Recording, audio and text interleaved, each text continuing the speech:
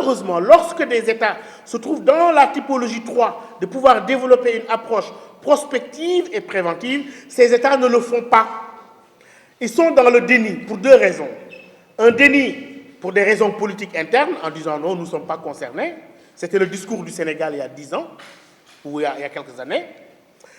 Ou bien un déni parce que craignant d'être placés parmi les pays à risque pour voir nous échapper les investissements directs, etc. Quand on a un plan Sénégal émergent, quand on a, etc. Donc on essaye d'éviter, de dire qu'il y a des risques, etc. Et en faisant cela, ces États n'assument même pas une politique de prévention. On cesse dans le jusqu'à ce que les choses, la situation s'aggrave et que le niveau de la menace augmente et que cette menace arrive à nos frontières. Maintenant, l'enjeu, c'est quoi? L'enjeu, est-ce que c'est seulement renforcer la dimension militaire? Oui, il le faut. Mais comme disait quelqu'un, la sécurité est une chose tellement importante qu'il ne faut pas seulement la confier aux militaires. C'est-à-dire qu'il faut une approche holistique, une approche préventive, etc. Et aujourd'hui, l'enjeu pour des pays comme le Sénégal, ce n'est pas tant de s'interroger si les djihadistes vont arriver un jour ou pas. Ça, ce n'est pas ça la question.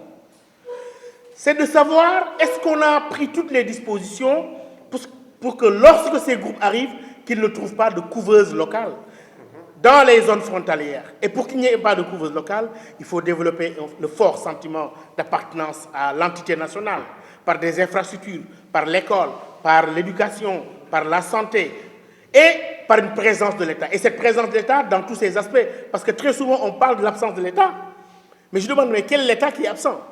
L'État dans nos pays, l'État répressif est assez présent, c'est l'État protecteur qui fait défaut. Aujourd'hui, ce qu'on peut appeler le djihadisme sahélien est devenu une forme de djihadisme hybride.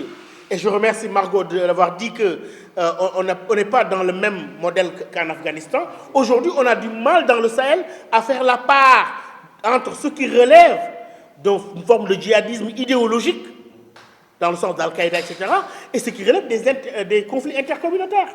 Et on est retourné à ce paradoxe que signalait un Abou Walid al-Sahraoui suite à l'intervention Serval, lorsque les Français sont intervenus, et il a laissé un courrier sur lequel nous avons travaillé qui disait « La France est intervenue, les gens croient qu'on est vaincu, mais non, nous n'avons pas perdu en fait.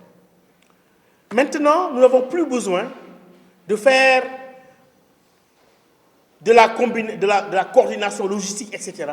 Maintenant, il nous suffit, dans ce Sahel, de rester tranquille et d'attendre qu'il y ait des conflits, des zones de conflits intercommunautaires, des tensions.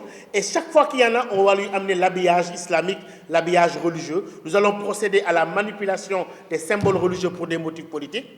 Et une fois qu'on dira que c'est du djihadisme, il y aura l'intervention des armées occidentales. Une fois qu'il y aura ces interventions, ça va augmenter la radicalisation et la victimisation. Et nous n'avons même pas besoin de recruter. Et voilà la stratégie.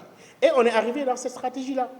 Et aujourd'hui, sur les fronts que l'on connaît, aussi bien le nord du Mali, le centre aujourd'hui qui était épargné, mais qui est maintenant un foyer de tension assez vif et pose à toutes les questions de justice transitionnelle dont on discutait le mois dernier.